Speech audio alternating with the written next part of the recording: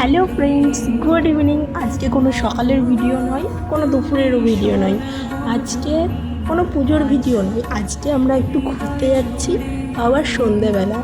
কোথায় যাচ্ছি বলো তো? আমরা যাচ্ছি ব্যারাকপুরের মা অন্নপূর্ণা মন্দিরে। তোমরা যদি কেউ আসতে চাও, কেউ ভিডিওটা স্কিপ করো না, পুরোটা দেখো, আশা করি তোমাদের ভালো লাগবে। কেউ যদি আসতে চাও তাহলে ব্যারাকপুর স্টেশনে নামবে, নেমে কোনো অটো বা টোটোকে বলবে যে আমরা মা অন্নপূর্ণা মন্দিরে যাব, তো ডাইরেক্ট তোমাদের নিয়ে যাবে। যেহেতু আমি ব্যারাকপুরেই থাকি, তো আমার সেখান থেকে হেঁটে যেতে বেশিক্ষণ লাগে না, তো আমরা সবাই মিলে হাঁটতে শুরু করে দিয়েছি। এই দেখতেই পাচ্ছ পাশে একটা হসপিটালের পাশ দিয়ে গান্ধীঘাট পড়বে। গান্ধীঘাট দিয়ে আমরা সোজা চলে যাচ্ছি। যেতে যেতে আমাদের একটা সুন্দর, দেখো কি সুন্দর জগন্নাথ দেবের মন্দির পড়েছে। মন্দিরটা চলো ভেতরটা তোমাদের দেখাই। মন্দিরটার ভেতরে ঢুকেই যে এত সুন্দর দৃশ্য দেখতে পারবো সে আমি কল্পনাও করতে পারিনি।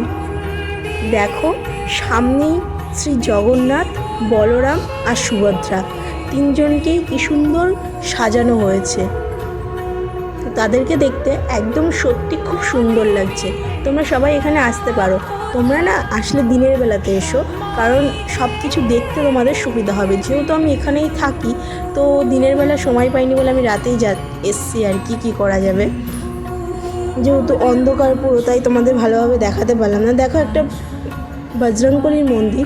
এখানে দেখো টুরিস্টে দেখো, এই যে পাখিগুলো দেখছো না, এগুলো কিন্তু আসল পায়রারা কিন্তু ওখানে নিজের বাসা তৈরি করে নিয়েছে।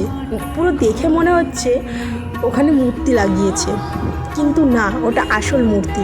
তো ওই মন্দিরটার পাশ দিয়েই আমরা চলে যাচ্ছি মা অন্নপূর্ণা মন্দিরে।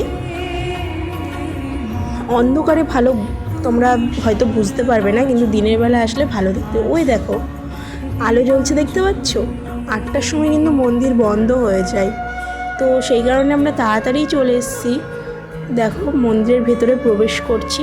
তোমরাও চলো তোমাদেরকে দেখাই মন্দিরের ভেতরটা।